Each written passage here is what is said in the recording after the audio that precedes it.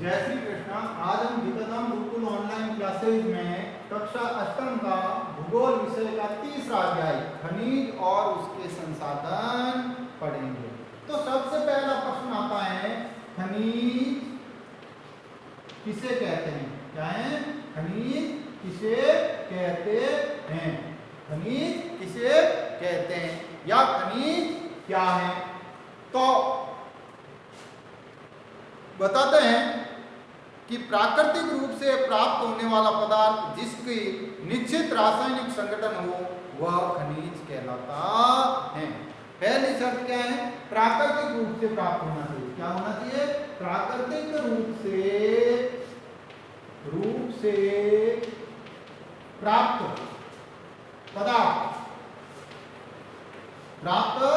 पदार्थ जिसका एक निश्चित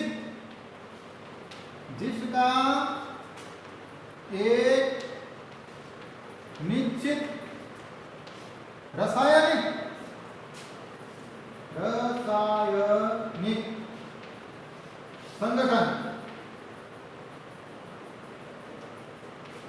संगठन हो वह खनिज कहलाता है। खनिज कहलाता है। रासायनिक संगठन हो वह खनिज कहलाता है। अब देखो दो चीजें, एक तो प्राकृतिक रूप से प्राप्त होना चाहिए और दूसरा उसका एक निश्चित रासायनिक संगठन होना चाहिए, अर्थात एक रासायनिक रूप से उसका ताना बाना होना चाहिए, तो वो खनिज कहलाता है। खनिज की दूसरी विशेषता क्या है कि यह सभी स्थानों पर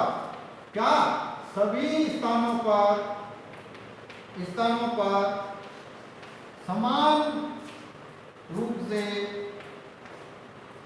वितरित नहीं है।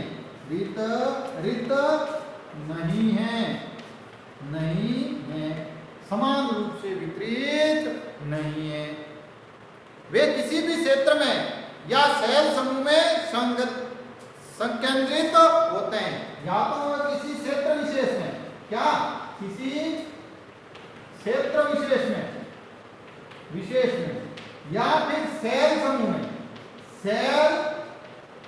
समूहों में है जो केंद्रित होते हैं। क्या होते हैं? केंद्रित होते हैं, अर्थात या तो कोई क्षेत्र विशेष में या चट्टानों में है जो इकट्ठे होते हैं। कुछ खनिज ऐसे क्षेत्रों में पाए जाते हैं जो आसानी से अभिगम्य नहीं है, जैसे आर्कटिक महासागर और संतत और अंटार्कटिका।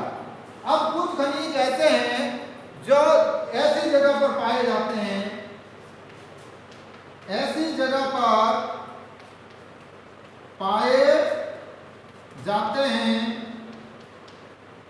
जहां पर है जो आसानी से अभिगम्य नहीं है,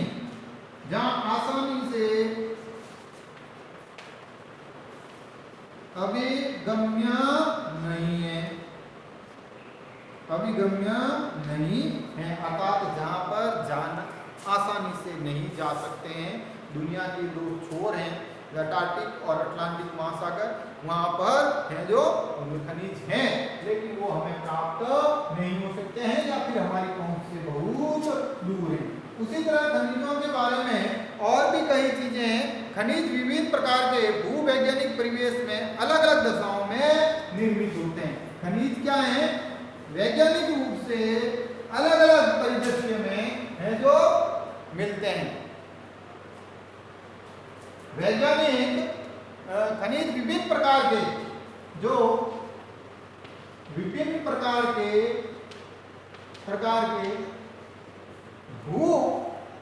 भूवैज्ञानिक परिवेश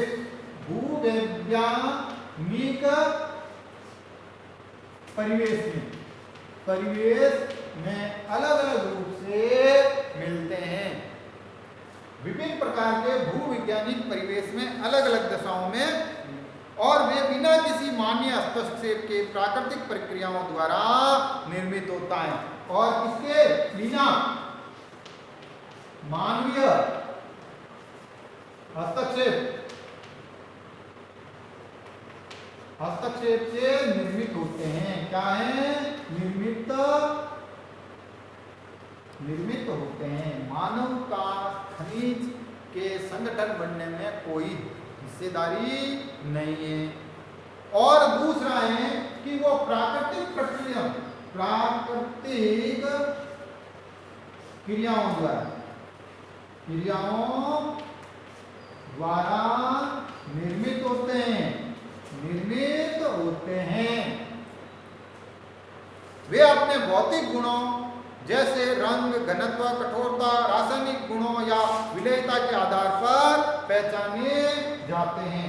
अब वे कैसे पहचाने जाते हैं?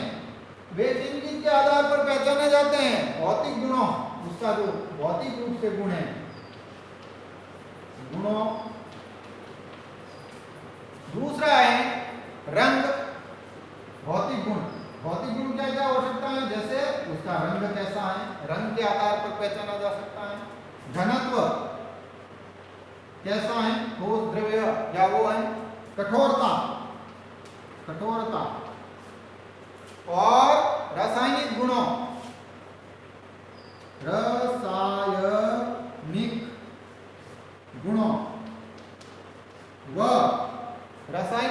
व विलेयता यानी पानी में घुलने की विलेयता के आधार पर पहचान होती है। क्या होती है? पहचान होती है। उन चीजों की इन आधारों पर पहचान होती है। अब है खनिजों के प्रकार। क्या है? खनिजों के प्रकार। तो खनिजों को प्रकारों में भी विभक्त किया गया है। धात्विक, अधात्विक और दूसरे हैं जो लोह, अलोह, अलग अलग प्रकार से हैं जो उनको वितरित किया गया है।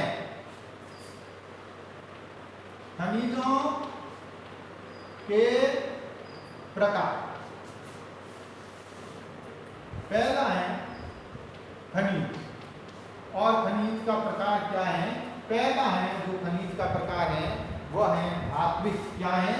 धात्विक, धातु से निर्मित। और दूसरा है अधात्विक। धात्विक खनिज भी दो प्रकार के होते हैं। कितने प्रकार के होते हैं?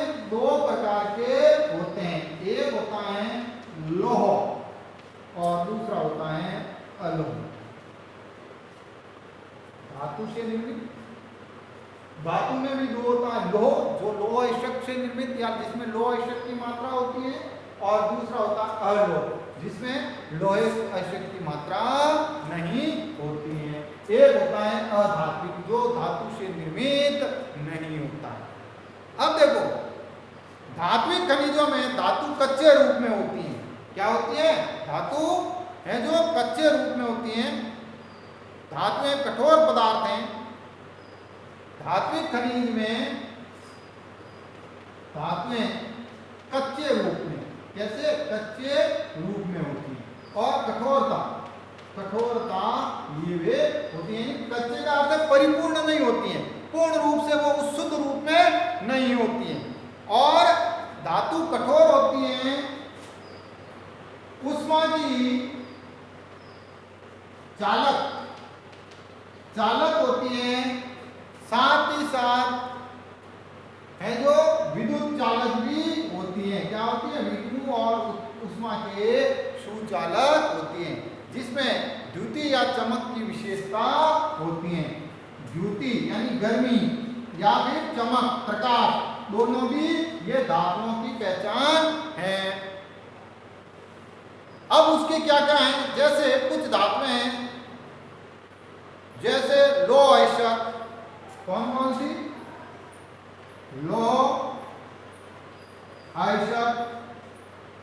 दूसरा है बॉक्साइट। कौन सा है? बॉक्साइट। तीसरा है मैग्नीज अयस्क। जब अशुद्ध रूप से धातु में कुछ चीजें और भी मिली होती हैं तो उनको है जो अयस्क कहते हैं। क्या कहते हैं? अयस्क कहते हैं। अब लोह धातु कैसी है? अब लोह धातु कैसी धात्विक खनिज दो होते हैं, लौह या अलोह। लौह कैसे हैं? जैसे लौह अक्षय, लौह आयशक, मैग्नीशियम आयशक और बॉक्साइट या है जो क्रोमाइट, क्या क्रोमाइट, ये लोह धातु है। अलोह धातु में लोहा नहीं होता है। क्या नहीं होता है? लोहा या लोहे की मात्रा नहीं होती है। क्या नहीं होता है? लोहे की मात्रा नहीं होती है। किंतु कुछ अन्य धातु जैसे सोना, चांदी, तांबा या शीशा भी हो सकती हैं। अब इसमें कई दूसरी धातें हैं, या तो पहली शर्त है लोहा नहीं हो सकती, लेकिन लोहा के अलावा कुछ भी हो सकता है, जैसे सोना, चांदी, सोना, चांदी, सोना, चांदी और है जो तांबा या शीशा, तांबा या शीशा भी हो सकता है। यह लोह धातु असिंध। अब अधात्विक खनिजों में धातुएं नहीं होती हैं। अब अधात्विक में धातु की मात्रा नहीं होती है या फिर धातु नहीं होती हैं। वो कौन कौन से हैं? जैसे चूना पत्थर,